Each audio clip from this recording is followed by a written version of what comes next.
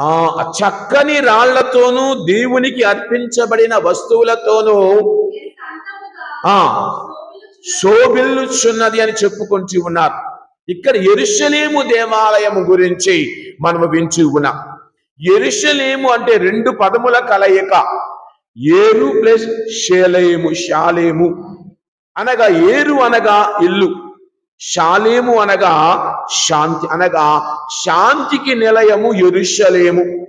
కానీ అక్కడ ఎప్పుడూ శాంతి లేదు. నేటి సమాజంలో కూడా, ప్రస్తుత కాలంలో కూడా పాలస్తీనా దేశాన్ని గమనిస్తే ఎక్కడ శాంతి ఉండాలి? ఎందుకంటే యెరూషలేము లేక పాలస్తీనా దేశము భూమికి మధ్య భాగములో ఉంటుంది. మీరు చరిత్రలో చదువుకుంటే ఏమంటూ ఉన్నారు? అది భూమికి మధ్య భాగమున దేవుని యొక్క పాదపీఠము అని మనము బైబిల్ గ్రంథములో చదువుతూ ఉన్నాం.